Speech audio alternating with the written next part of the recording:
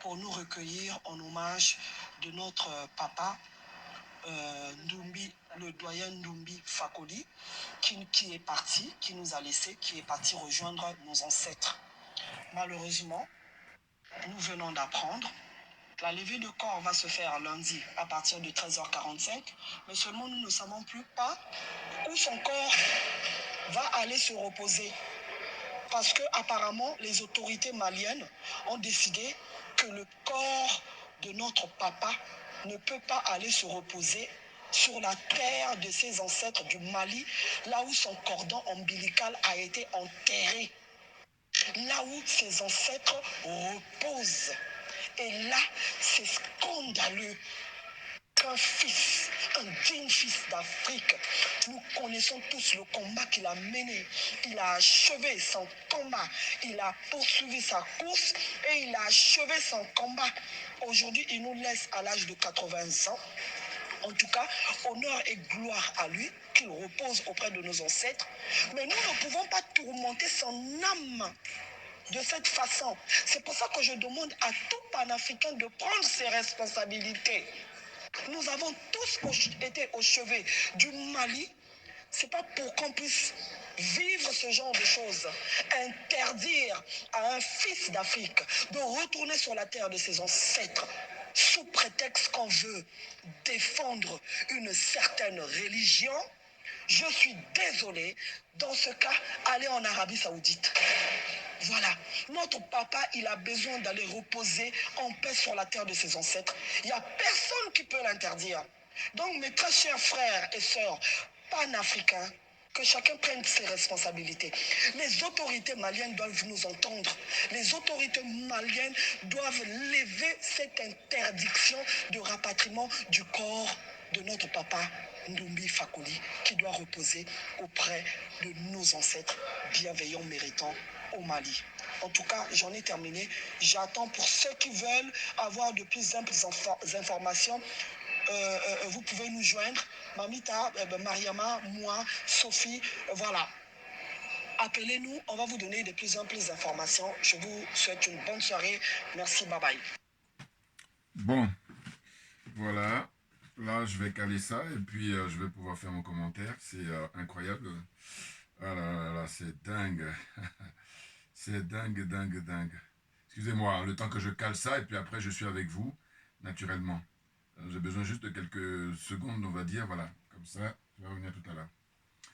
Bonjour à tous, Djoubian, c'est mon surnom sur le net. Je suis accessoirement, mais accessoirement seulement, spécialiste de la France. En revanche, je suis un panafricain convaincant, un panafricain convaincu. Je reviens pour l'hommage à rendre en permanence, je dirais, au doyen Ndumbi Fakoli qui vient de nous quitter le 29 septembre 2024. Enfin, 24 septembre. Oui, c'est ça, 29 septembre 2024, voilà. Et puis, la levée de corps a eu lieu à l'hôpital Georges Pompidou à Paris. C'était le lundi 7 octobre 2024. Bon, là, je suis tombé là-dessus comme ça hier et je me suis dit, bon, il faut que je fasse une nouvelle vidéo parce que c'est vrai que, visiblement, les autorités maliennes interdisent, je ne sais pas si, bon, je n'ai pas la vérification, mais en tout cas, moi je fais la vidéo pour me dire que j'espère pas. Mais si tel est le cas, je me dis, mais c'est terrible, voilà, c'est terrible. Voyez-vous? C'est terrible parce que le doyen, le maître Ndumbi Fakoli de son vivant, il disait qu'il était d'origine malienne, parce qu'il est malien d'origine, il est né, je crois, du côté de Kati, dans la région de Bamako là-bas. Et puis, il dit qu'il est sénégalais d'adoption, parce qu'il a vécu pas mal de temps dans sa jeunesse au Sénégal, et il dit qu'il est panafricain de conviction. Voyez-vous? C'est un humaniste de premier plan. C'est un panafricain de premier plan, naturellement. Et moi, ce que ça m'inspire, parce que c'est toujours pareil, quand je décide de faire une vidéo, c'est que l'actualité, je donne mon point de vue, ce que cela m'inspire. Je me dis, mais comment ça se fait que il n'y a aucun pays africain qui puisse, hormis le Mali et le Sénégal, parce que normalement le Sénégal devait prendre la relève, mais bon, il se trouve que ces deux pays-là, ils sont des pays musulmans, hein, parce que on voit le nombre de pratiquants, hein, on est de l'ordre de 90-95%, hein, pour ne même pas dire 98%.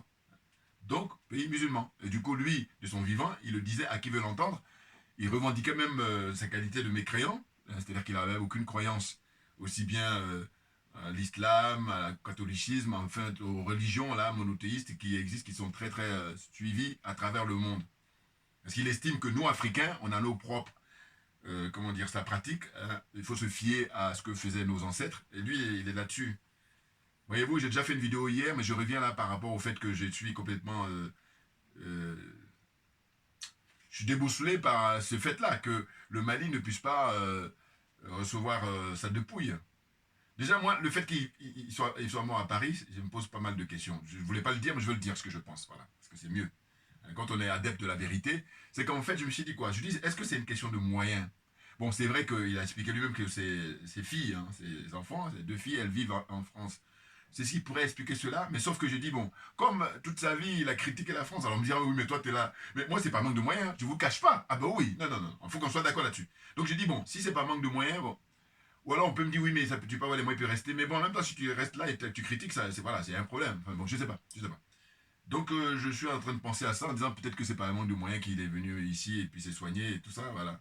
Il y a pas mal de pays, bon, surtout par rapport à sa notoriété, et je comprends pas pourquoi des personnalités connues qui ont les moyens, personne ne lève le petit doigt pour essayer de...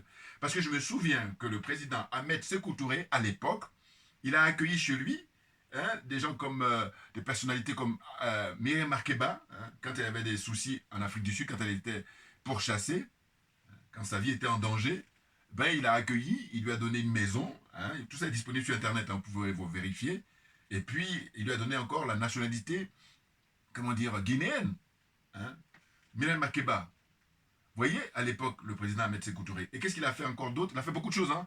Il a adopté le chanteur Salif Keïta, le grand chanteur Salif Keïta, le grand chanteur malien. Il a adopté parce que Salif Keïta, étant albinos, quand il était beaucoup plus jeune, il était rejeté par sa famille. Bon, le problème, vous savez, des considérations en Afrique. Hein, voilà. Et puis encore, qu'est-ce qu'il a fait? Ben, le président Kwame Nkrumah, quand il a vu des difficultés et qu'il a été renversé, eh ben, il a fait venir chez lui et puis il a partagé symboliquement la présidence de la Guinée avec le président Kwame Nkrumah, qui est le chantre du panafricanisme en Afrique.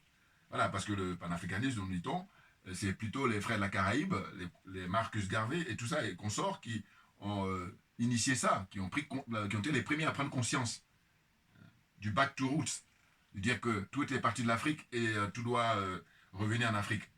Voyez-vous? Donc là, moi, je vous dis, je suis très embarrassé parce que je suis un soutien inconditionnel des dirigeants maliens, mais moi je crois que dans cette histoire-là, je l'ai dit hier, je le redis encore, je crois que ça les dépasse. Mais bien entendu, parce que en réalité, lui, il soutient les colonels, il les soutient. Vous regardez tous ses interviews, il les critiquait, mais il les soutient. Alors que on peut ne pas soutenir, et dans ce cas-là, la critique, elle est facile. Mais là, quand on soutient, bon, parce qu'il était honnête, c'est ça, il était intègre. Et avant eux, il a critiqué tous les dirigeants qui ont, comment dire, pris le pouvoir au Mali. Hein.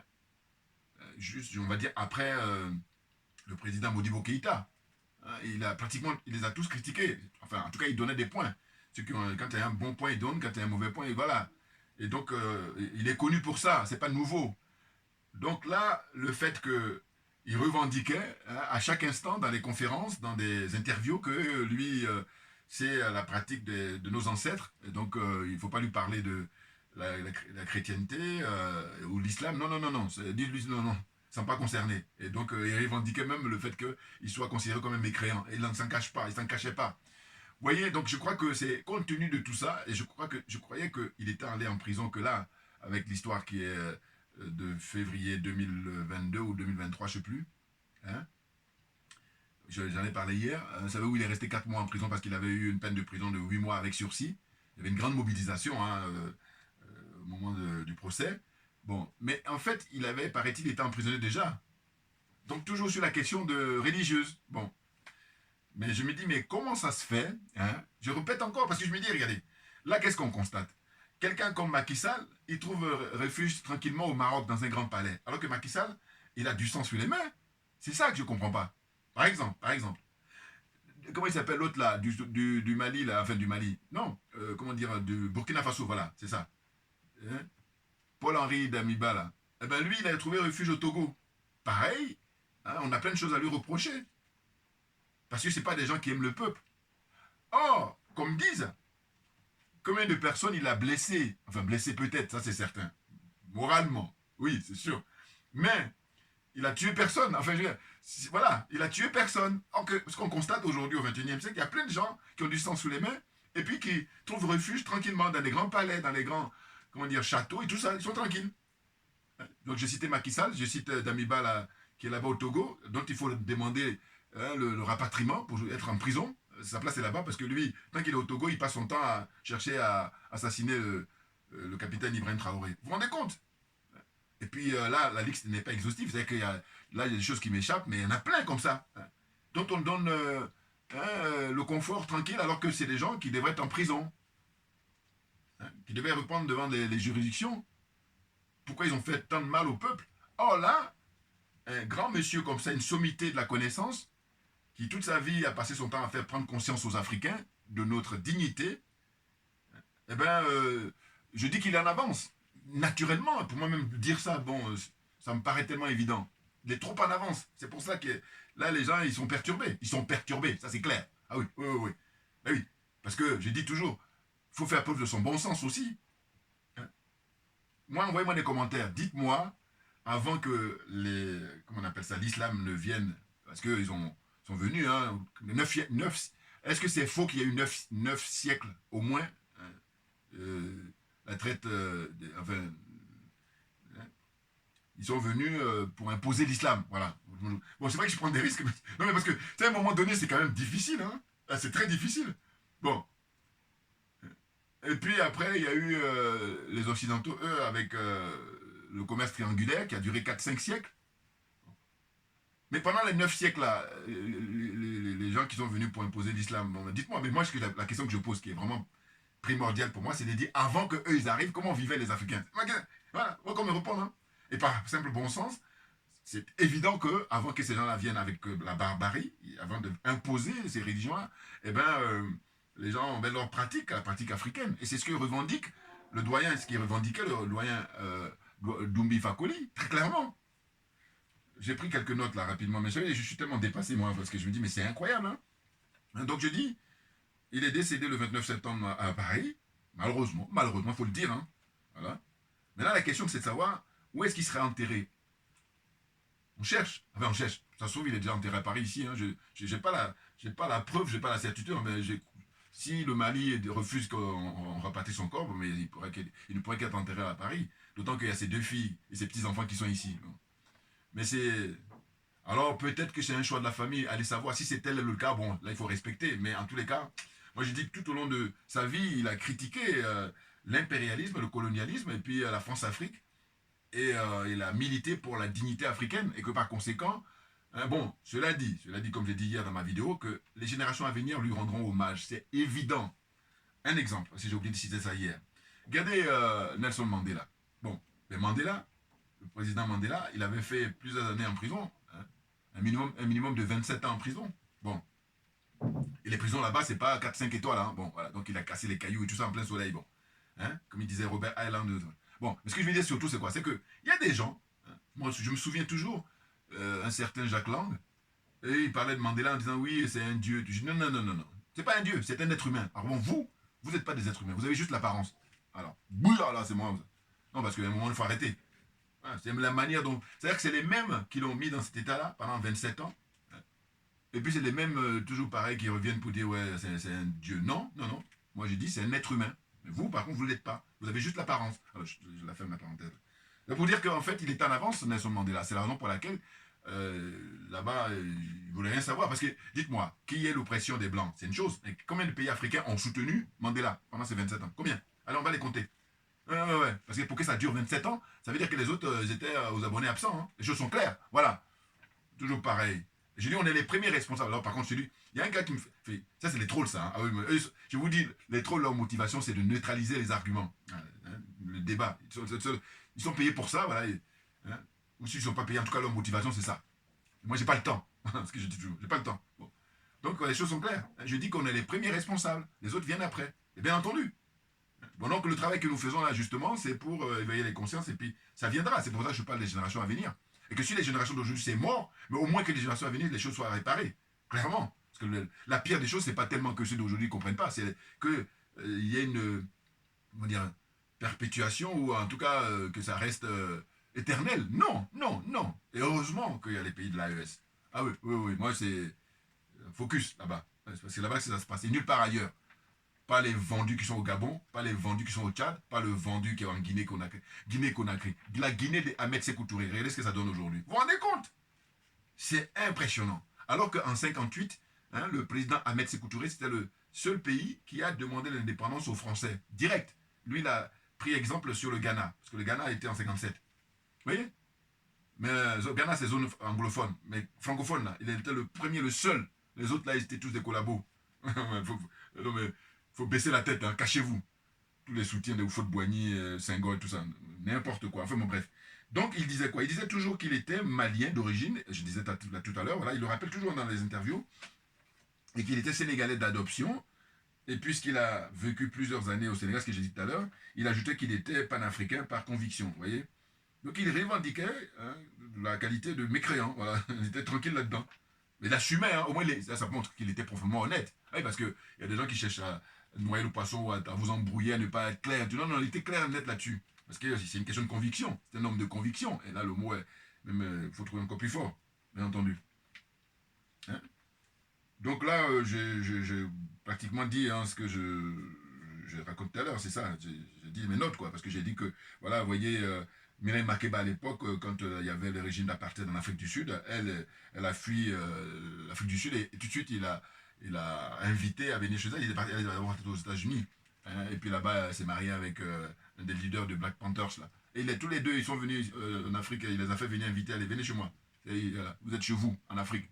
Et ils donnent la nationalité guinéenne. Vous vous rendez compte? Et là, ce que je ne comprends pas, c'est le fait qu'aujourd'hui, bon, c'est vrai qu'il y a un geste qui a été fait par le président Tchani. Bon, là aussi, je dirais que, alors par contre, je ne sais pas quelle est la part de comment dire l'islam là-bas au Niger. Hein. Je ne sais pas. Mais en tous les cas, le geste du président Tchani, c'était de donner le passeport diplomatique au frère Kémy Seba. Bon, c'est une très bonne démarche. Voilà, là, c'est du panafricanisme. Là c'est ce que j'appelle travaux pratiques. Ouais, ouais, ouais. Pas de la théorie, là. Bon. Et donc, pour avancer, voilà, je pose la question, comment se fait-il que aucun pays africain ne propose d'accueillir la dépouille du doyen Dobi Fakoli, sachant que le Sénégal aurait pu le faire. Oui, parce qu'il a vécu au Sénégal. Mais au Sénégal, on a qui? Ben, on a Bassirou, hein, et puis on a Sonko. Eux, ce sont des dribbleurs. Enfin, bon, d'une certaine façon, moi, je les appelle plutôt des petits malins. Ouais. Mais je dis, eux, je leur mets au défi d'organiser un référendum, même plusieurs. Un, pour demander au peuple sénégalais, puisque c'est le peuple qui les a portés, avec un score, si je me souviens, de 54,28%. J'oublierai jamais.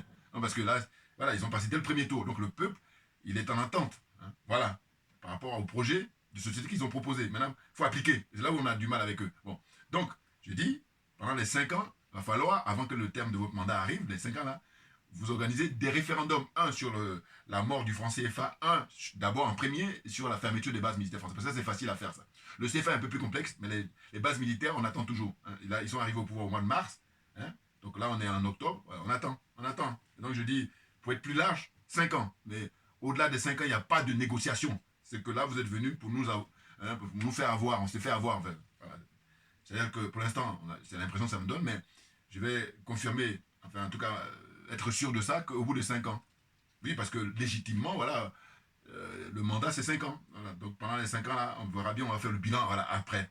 Qu'est-ce que vous avez fait, qu'est-ce que vous n'avez pas fait, et qu'est-ce que vous avez prévu de faire, que vous n'avez pas pu faire, alors que c'était facile à faire. Voilà. Parce que je dis toujours que la question de la fermeture des bases militaires françaises, étant donné que vous avez la chance de venir au moment où, avant vous, il y a les colonels au Mali, il y a le capitaine au Burkina Faso, et puis il y a le général Tchiani, qui eux ont durement viré les Français, et encore mieux au Niger, ils ont viré les Américains. Ça, moi, c'est ce qui m'a impressionné, moi. Voilà. Voilà. Donc ces 3 pays-là, ils ont donné l'exemple. Donc vous avez juste à prendre l'exemple. Qu'on ne me dise pas, oui, mais nous, on n'est pas militaires. Non. Parce que justement, là, voilà, ça y est, il va y avoir les élections au Sénégal, là, au mois de novembre, là, voilà. Vous allez avoir une majorité, j'espère pour vous. Voilà. Et puis maintenant, allez-y, faites passer les bonnes lois, les vraies lois, là, pour essayer de faire avancer les choses. Et non pas chercher à noyer le poisson, chercher à nous embrouiller, chercher à perdre du temps. On perd du temps. Voilà. J'ai dit quand on n'a pas compris, on peut perdre. Parce qu'on cherche à comprendre. Mais une fois qu'on a compris, pourquoi on perd du temps? Là, ça devient diabolique, les gars. Ah oui, oui, oui, oui. Hein? Faut pas faire ça, c'est pas bien. Enfin bon, bref. J'aime pas trop parler comme ça, mais c'est fatigant avec ça, vous savez. Voilà. Alors, j'ai regardé un peu sur Internet et j'ai vu quoi? J'ai vu qu'en fait, la Chine est le pays ou la nation la plus athée au monde, avec 47% d'athées. Je ne savais pas, parce que j'ai essayé de regarder comme ça rapidement avant de faire cette vidéo. Hein. La Chine, hein, le pays au monde hein, où il y a le plus d'athées. C'est incroyable, hein, mais voilà. Ils ont fait des recherches et puis ils ont affiché ça. Sur Internet, j'ai trouvé. Qu'est-ce qu'il y a encore? Donc j'ai dit, bon, par exemple, le Ghana de Kwame Nkrumah, sauf qu'il y a un vendu là, qui est là-bas au pouvoir, bon, mais c'est sûr qu'on ne peut pas compter sur lui. Hein.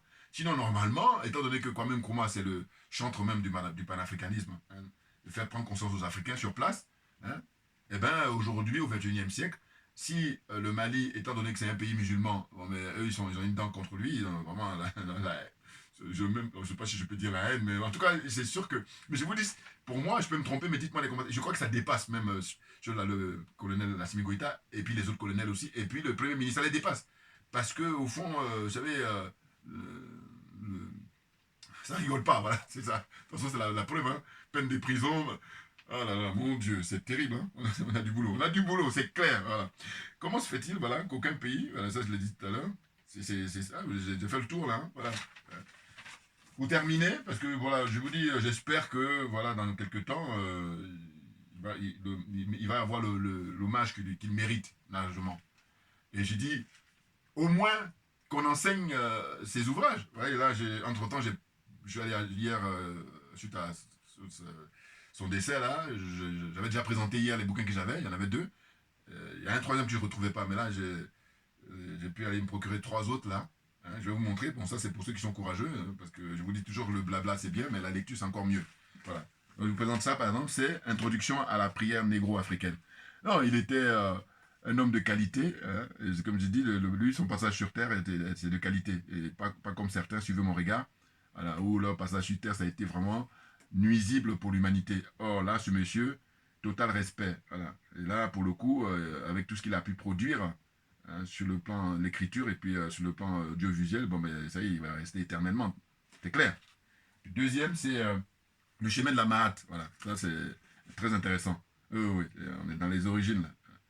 Le chemin de la Mahat, moi qui parle toujours de ma religion, c'est la vérité et la justice. Et puis c'est le frère Tamer qui tient la librairie qui m'a dit, mets-toi dans la Mahat. Voilà. Je me rappelle toujours quand je suis allé dans sa librairie. Voilà, et puis il m'avait sorti ça. Donc voilà, on est en plein dedans, pile poil. Hein, et puis autrement, pour terminer, il y a, là, il a écrit pour une ligue des peuples noirs. Vous vous rendez compte? Alors là, plus panafricain que lui, tu meurs. Voilà. Là, ça dépasse même le cadre c'est vraiment toute la diaspora, les noirs du monde entier, voilà, c'est ça. Hein. Donc pour une ligue des peuples noirs, c'est extraordinaire. Vous voyez? Donc vraiment, c'est des gens qui donnent à réfléchir, c'est des gens qui sont là pour, enfin, qui étaient là pour nous éclairer. Mais bon, là maintenant, je vous dis, ce qui est bien avec Internet, avec les réseaux sociaux, ben, ça va rester éternel. Et puis maintenant, les générations à venir vont faire le travail et puis il va avoir l'hommage qu'il mérite très, très largement. Merci beaucoup à vous tous pour votre soutien, pour votre patience, pour votre fidélité. Et puis à très, très bientôt. Merci bien.